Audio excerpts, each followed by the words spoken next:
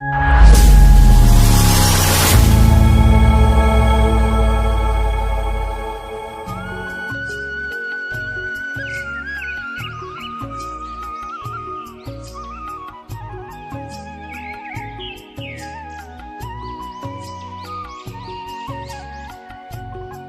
समय पहले की बात है। एक गांव में बिरजू नाम का एक गरीब किसान रहता था।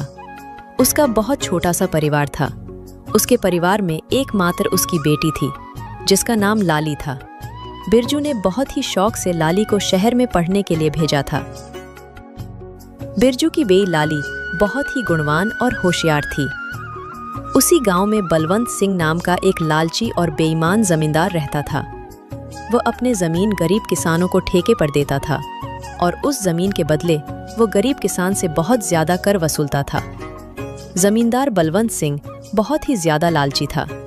वो गरीब किसानों को बहला फुसलाकर पहले तो अपनी जमीन ठेके पर देता और बाद में किसानों से ही शर्त रख देता था। इन गरीब किसानों की भी क्या जिंदगी है। बस 2 वक्त की रोटी के लिए दिन भर काम करते रहते हैं और पूरी जिंदगी 2 वक्त की रोटी के लिए तरसते रहते हैं। और मुझे देखो, मैं बस इन्हें आदेश देता हूं और समय आने पर सारी फसल हमारे गोदामों में भर जाती है और ये गरीब किसान हमारे आगे जी हुजूरी करते रहते हैं और हमारे सारा काम करते रहते हैं। इसे कहते हैं दिमाग हो तो बलवंत सिंह के जैसा, वरना ना हो। हाँ मालिक, आप तो यहाँ के जमींदार हैं और किसानों को अपनी मुट्ठी में रखते हैं। इनको कैसे इस्तेमाल करना है ये आप भली भांति जानते हो। मालिक, यहाँ क्या अगल बगल के और भी गांव पर आप ही का राज्य है। आपकी मर्जी के बिना तो एक पत्ता भी नहीं हिलता। इसीलिए तो मैं यहाँ का राजा हूँ। मैं इन बेवकूफ किसानों को ऐसी ऐसी शर्त पर जमीन उधार दे रखी है कि मेहनत ये करते हैं और फसल मैं अपनी मुट्ठी में कर लेता हूँ। आखिर इनकी औकात ही क्या है मेरे सामने। जमींदार अपने नौकर से ये सब बातें कर ही रहा होता है, तभी उसके पास एक बिरजू नाम का एक गरीब किसान आता है, जो बहुत दुखी और परेशान होता है। मालिक, मैंने सुना है कि आप किसानों को जमीन ठेके पर देते हो। अरे हाँ भाई, तुमने बिल्कुल ठीक सुना है। मैं अपनी जमीन किसानों को ठेके पर देता हूँ। तो मालिक, आप मुझे भी अपनी जमीन ठेके पर दे दीजिए। मैं भी आपकी जमीन पर 1 साल के लिए ठेके पे काम करना चाहता हूँ। मेरा नाम बिरजू है और मैं पास के ही गांव बसंतपुर में रहता हूँ। अच्छा ठीक है बिरजू, मैं तुम्हें अपनी जमीन ठेके पर दे दूंगा, लेकिन मैं अपनी जमीन ठेके पर देने पहले से पहले कुछ शर्त रखता हूँ। ठीक है मालिक, मैं आपकी शर्त मानने के लिए तैयार हूँ। बताइए आपकी क्या शर्त है। शर्त यह है कि तुम्हें मेरी जमीन पर काम करना होगा और 1 साल के बाद उस जमीन पर जो भी फसल उगेगी उसका आधा हिस्सा तुम्हारा होगा और आधा हिस्सा मेरा होगा। जी ठीक है मालिक, मुझे आपकी शर्त मंजूर है। जमींदार से जमीन की कागजी कार्रवाई करने के बाद बिरजू अपने घर चला जाता है और अगले दिन खेती करने के लिए उस खेत में पहुंच जाता है। चलो, अब जमींदार साहब से जमीन तो ले ली है, अब इसमें खेती करना शुरू कर देता हूँ। उम्मीद है इस जमीन पर अच्छी फसल होगी। मुझे इस जमीन पर बहुत मेहनत करनी होगी, तभी मेरे लिए कुछ बच पाएगा। बिरजू उस खेत पर दिन रात मेहनत करके फसल उगाता है। कुछ महीनों बाद गेहूं की फसल उगकर तैयार हो जाती है और बिरजू गेहूं की फसल की कटाई शुरू कर देता है। बिरजू के उगाए हुए फसलों की खबर जमींदार बलवंत सिंह के कानों तक पहुंचती है। क्या मालिक, आपको पता नहीं है क्या आज मदन अपने फसल की कटाई कर रहा है। इस साल तो बिरजू ने बहुत अच्छी गेहूं की फसल उगाई है। बिरजू ने जो गेहूं की फसल उगाई है वह तो एकदम से लहलहा रही थी। बिरजू ने उसकी कटाई करना शुरू कर दिया है। क्या सच में? यह तो बहुत अच्छी खबर है कि बिरजू आज फसल की कटाई कर रहा है। चलो चलकर देखते हैं। इस बार तो गेहूं की फसल बहुत अच्छी हुई है। अगर आधी जमींदार साहब भी ले जाएंगे तो फिर भी मेरे पास कुछ तो बच ही जाएगा।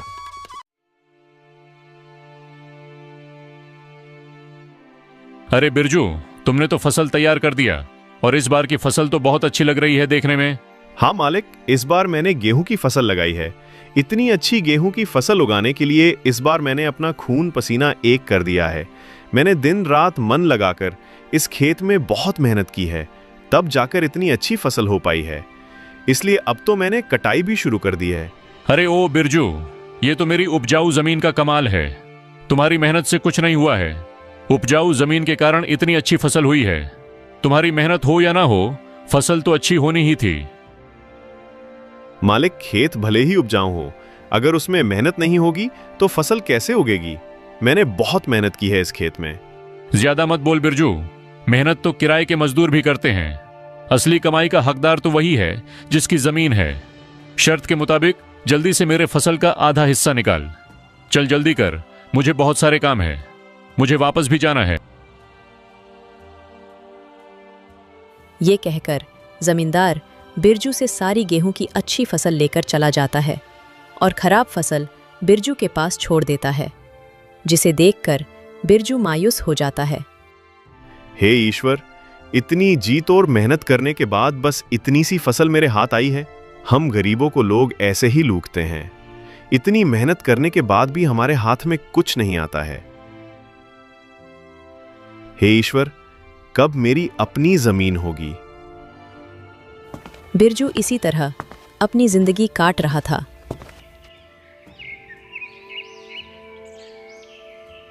कुछ महीनों बाद बिरजू की बेटी लाली, जो शहर पढ़ने के लिए गई थी, वापस गांव आ जाती है। वापस गांव आने पर जब उसने गांव का नज़ारा देखा तो उसे बहुत दुख हुआ।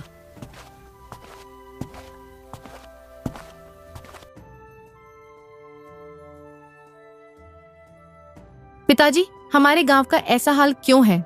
गांव के सभी लोग दुखी और परेशान नजर आ रहे हैं। आखिर बात क्या है? लाली बेटा, इस गांव में गरीब किसान की यही किस्मत है। जमींदार बलवंत सिंह जैसे लोग हमारी गरीबी का फायदा उठाते हैं। मेहनत हम करते हैं और उसका फायदा जमींदार बलवंत सिंह जैसे लोग खा जाते हैं। हमारे पास ना अपनी जमीन है और ना अधिकार। हम गरीब किसान बस मेहनत करते हैं और भूखे रहते हैं। किसानों की ऐसी दयनीय स्थिति को सुनकर लाली बहुत दुखी हो जाती है। पिताजी, आप चिंता मत कीजिए। अब मैं आ गई हूँ और यह अन्याय अब और नहीं चलेगा। आज से मैं आपके साथ खेतों में काम करूंगी और उस लालची जमींदार को उसी की शर्तों में बांध दूंगी। मालिक, अब से मैं पिताजी के साथ खेतों में काम करूंगी।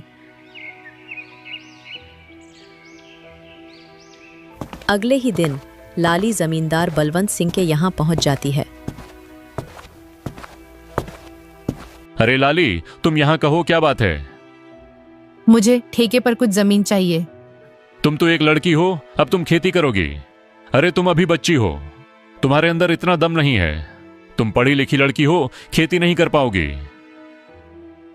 नहीं मालिक, ऐसा मत बोलिए। भले ही मैं पढ़ी लिखी हूँ, मगर हूँ तो एक किसान की बेटी ही ना। खेती करना मुझे अच्छी तरह से आता है। अच्छा चलो ठीक है, तुम्हारी बात मैं मान लेता हूँ। वैसे भी काम का क्या रह गया है? पढ़ लिख कर तो सभी ऐसे ही बेरोजगार घूम रहे हैं। आपका बहुत बहुत धन्यवाद मालिक। अरे धन्यवाद बाद में दे देना, पहले मेरे नियम और शर्तें को सुन लो। आपकी क्या शर्त है मालिक, बताइए। जमींदार बलवंत सिंह, ये तो बच्ची है।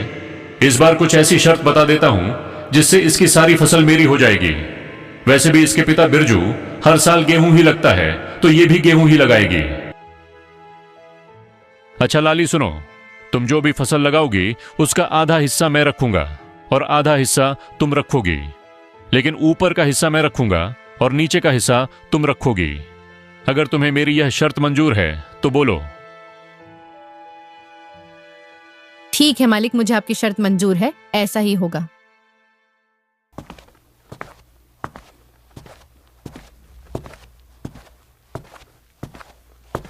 अगले दिन से लाली अपने पिता के साथ खेतों पर काम करना शुरू कर देती है। लाली ने इस बार धान की बजाय आलू की फसल लगाई और कुछ महीने बाद फसल तैयार हो गई। आलू की फसल इस बार बहुत अच्छी हुई थी। अब लाली और उसके पिता दोनों खेत से आलू की फसल निकालने लग जाते हैं।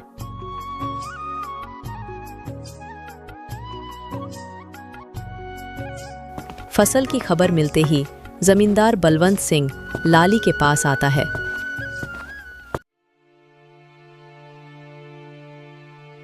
अरे लाली, शर्त तो याद है ना तुम्हें? हाँ हाँ मालिक, मुझे सब कुछ याद है। आधा आपका और आधा मेरा।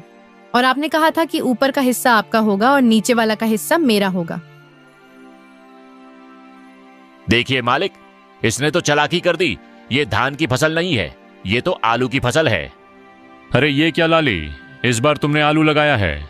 ये तो आप ही की शर्त थी मालिक, और आपने ही शर्त बताई थी, और अब आप ही शर्त मानने को तैयार नहीं है। अरे लेकिन मैं इस घास फूस को लेकर क्या करूंगा, जबकि सारे आलू तो तुम ले रही हो। मालिक, मैं कुछ नहीं जानती, आप अपना ऊपर का हिस्सा ले जाइए। इस तरह अपनी चालाकी दिखाते हुए लाली ने बेईमान जमींदार को मुंह तोड़ जवाब दिया और सभी आलू लेकर घर आ गईं और घास फूस जमींदार के हिस्से छोड़ आईं। मालिक, पूरे गांव में आज तक किसी ने भी आपसे चालाकी दिखाने की हिम्मत नहीं की, और ये बिरजू की बेटी लाली इतनी आसानी से आपको बेवकूफ बना गई। अरे ये बिरजू की बेटी मुझे क्या बेवकूफ बनाएगी? आने दो, इसे अगली बार उसे ऐसा सबक सिखाऊंगा कि मुझसे उलझने की कोशिश नहीं करेगी।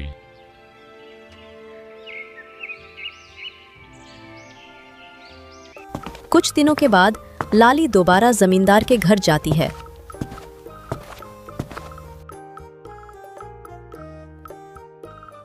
कैसे है मालिक? अरे लाली, फिर से तुम कहो, क्या चाहिए तुम्हें? आपकी जमीन ठेके पर चाहिए थी। ठीक है, मैं तुम्हें अपनी जमीन ठेके पर दे दूंगा, पर मेरी इस बार की शर्त भी कान खोलकर सुन लो लड़की। इस बार तुम्हारी कोई चालाकी नहीं चलेगी लड़की। इस बार नीचे का हिस्सा मैं लूंगा और ऊपर का हिस्सा तुम्हारा होगा। क्या तुम्हें मेरी यह शर्त मंजूर है? मालिक, मुझे आपकी शर्त मंजूर है। मालिक, इस बार फसल के ऊपर का भाग मेरा ही होगा। इस तरह लाली जमींदार से बात करने के बाद घर आ जाती है। इस बार भी लाली दोबारा खेती करने की तैयारी में जुट जाती है। लाली इस बार गेहूं की फसल लगाती है। कुछ दिनों बाद गेहूं की फसल काफी अच्छी उगाती है। अरे वाह, इस बार तो गेहूं की फसल खूब अच्छी दिख रही है। मजा आ गया। आने दो उस बेईमान जमींदार को, तब उसे मजा चखाती हूँ। कुछ दिनों के बाद जमींदार लाली के पास आता है। जैसे ही जमींदार लाली के खेत के पास पहुंचा तो गेहूं की फसल देखकर उसका तो दिमाग ही चकरा गया। अरे ये क्या, इस लाली ने तो इस बार गेहूं की फसल लगा दी है। ये लड़की तो जितना मैं सोच रहा था उससे कहीं होशियार निकली। प्रणाम मालिक, कैसे हैं? आप ठीक तो है ना? देखिए मालिक, इस बार मैंने गेहूं की फसल लगाई है और आपकी शर्त के अनुसार फसल के ऊपर का हिस्सा मेरा होगा और नीचे का हिस्सा आपका होगा।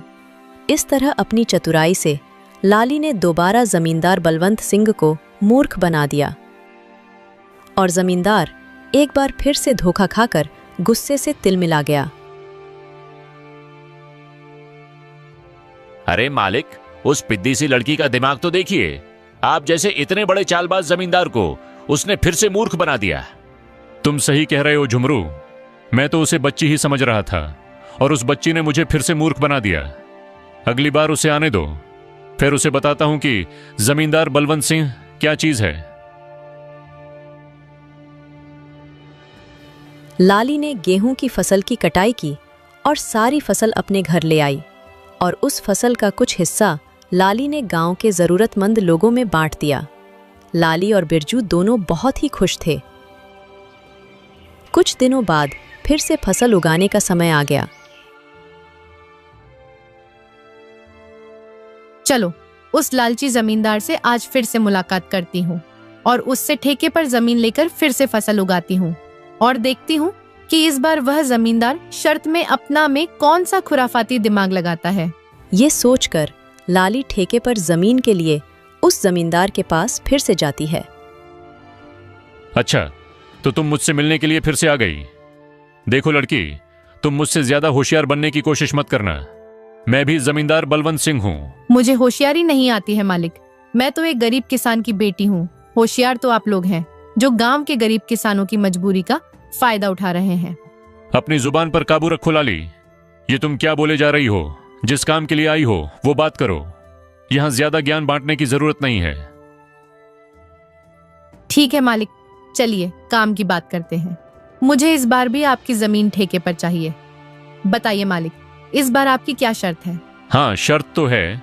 तू खुद को बड़ा होशियार समझती है ना लड़की।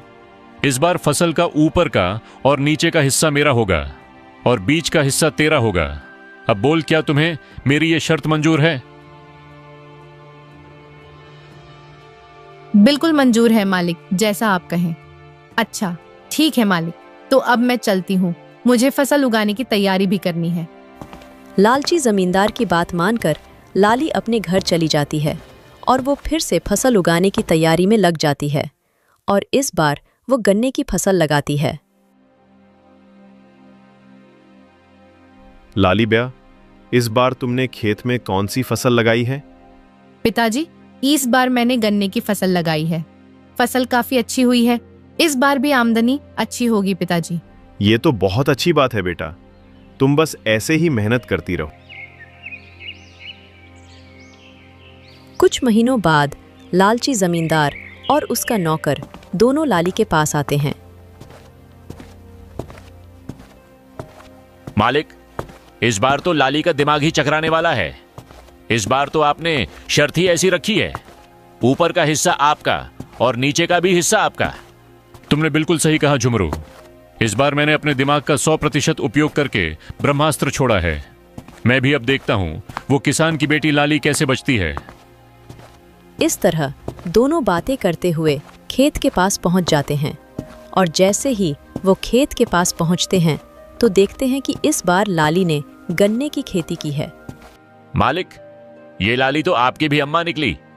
देखिए जरा, इस बार उसने कौन सी फसल लगाई है।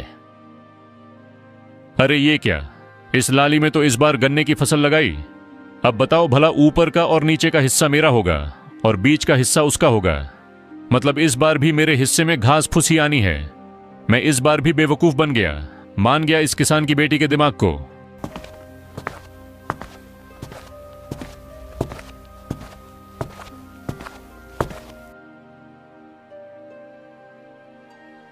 अरे मालिक, आप आइए आइए, कैसे हैं आप दोनों? आपस में क्या खुसुर फुसुर कर रहे हैं? अरे वाह, एक तो चोरी ऊपर से सीना जोरी। तुमने मुझे इस बार भी बेवकूफ बना दिया ना। नहीं मालिक, जरा मुझे भी तो बताएं कि मैंने आपको क्या बेवकूफ बनाया है। मालिक, आप तो गांव वालों को बेवकूफ बनाते हो। देखिए मालिक, इस बार मैंने गन्ने की फसल लगाई है और आपकी शर्त के मुताबिक इस फसल का ऊपर का और नीचे का हिस्सा आपका होगा और बीच का हिस्सा मेरा होगा। अरे ओ किसान की बच्ची, मालिक को ज्यादा होशियारी दिखाने की कोशिश मत करो। बेईमानी और मक्कारी में ये सबके बाप हैं बाप। ये खेत भी हमारा है और इसमें लगी फसल भी हमारी है। अरे ओ झुमरू, बस कर, ज्यादा चिल्लाने की जरूरत नहीं। शायद ये हमारी ही करनी का फल है। हमने गांव के भोले भाले किसानों को बहुत ठगा है और आज पहली बार किसी ने हमें ठगा है। इस लड़की ने हमारी आंखें खोल दी हैं।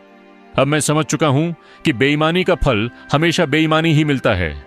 इसलिए आज के बाद मैं किसी भी किसान को परेशान नहीं करूंगा और सभी किसानों को उनकी मेहनत का बराबर का हक दूंगा। जितनी भी किसानों की जमीन मेरे पास गिरवी है, मैं उनको सारे कागज वापस कर दूंगा और कभी भी उनकी गरीबी और लाचारी का फायदा नहीं उठाऊंगा। मालिक, आपने तो ये बहुत अच्छी बात कही है। एक किसान दिन रात मेहनत करता है अपने परिवार के लिए, मगर ना ही कभी वह अच्छे कपड़े पहनता है और ना ही कभी वह अच्छा खाना खा पाता है। अपने परिवार का पेट भरने के लिए वह दिन रात अपना पेट जलाकर खेतों में मेहनत करता है। ऐसे में इन गरीब किसानों के साथ बेईमानी करना और उन्हें तकलीफ देना अच्छी बात नहीं है। इसलिए इनका हक तो इन्हें मिलाना ही चाहिए।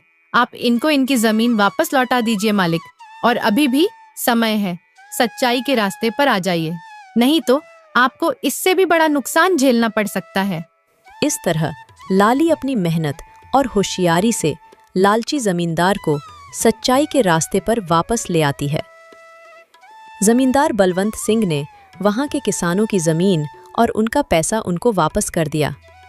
उस दिन के बाद वहां के किसान खुशी खुशी रहने लगे और किसी भी जमींदार ने किसी भी किसान का हक नहीं मारा।